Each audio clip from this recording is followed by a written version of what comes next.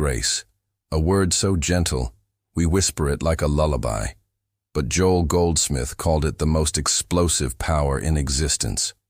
Grace is the moment divine consciousness begins to live as you, not merely through you. It moves without effort, heals without intention, supplies without demand. And here's the paradox. Grace only flows when the doer dies. When striving ends, the infinite takes over. This episode reveals what Goldsmith called the unseen law of grace, the power that governs your life when you finally stop trying to govern it. You've tried everything, affirmations, prayers, techniques. You've fasted, visualized, surrendered, struggled, and still life feels heavy. Because grace is not the result of doing, it's the revelation that being is enough. It's like standing in a river, fighting the current to go faster. You end up exhausting yourself. But when you let go, the river carries you farther in 1 second than your striving ever could. Grace begins where your momentum ends.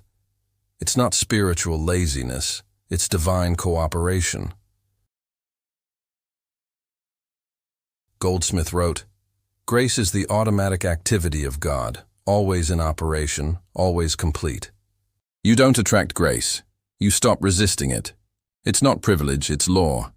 Just as gravity pulls a leaf to the ground, grace pulls every life toward wholeness. You don't have to earn it. You only need to recognize it. Every heartbeat, every breath, every so-called coincidence is grace, quietly organizing your life in patterns too vast for your logic.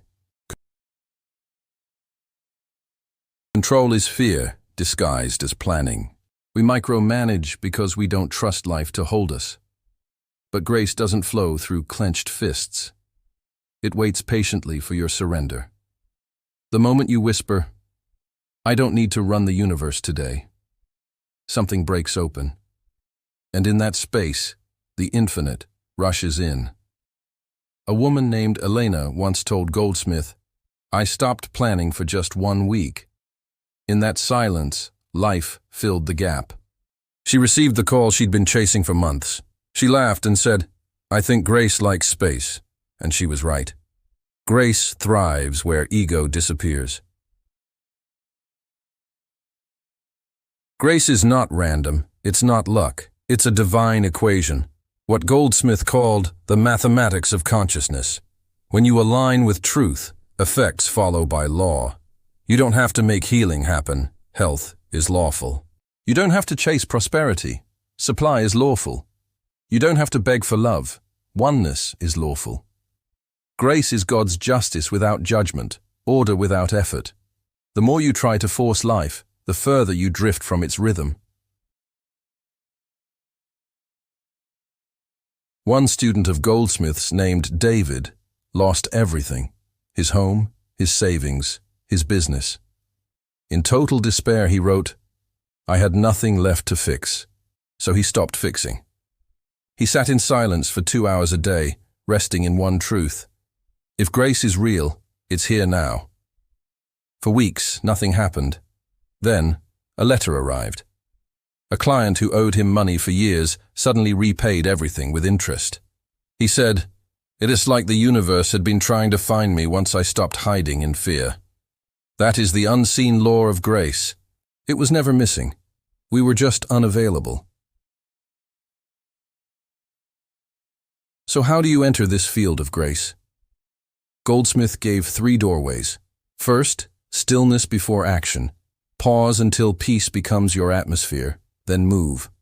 Second, non-resistance in conflict. Let grace defend what is of God. Third, recognition of completion.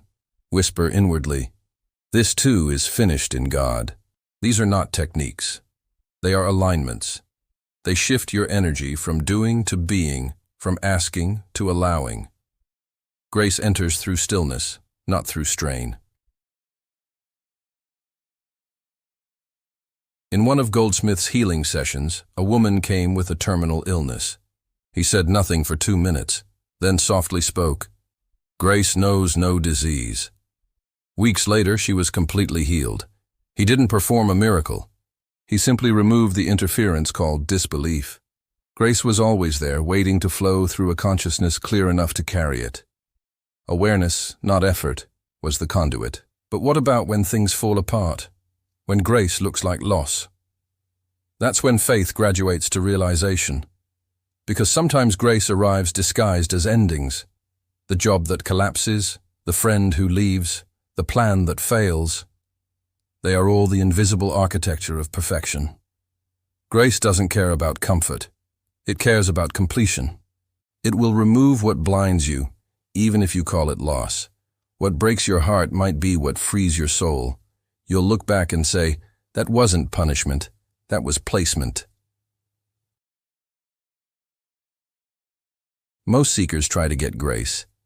But the mystic knows, you are grace expressing itself. Your very being is the evidence of a finished kingdom. When you live from that recognition, you stop chasing miracles. You become one. People feel it, the quiet authority, the unshakable calm. Grace doesn't make you invincible. It makes you available.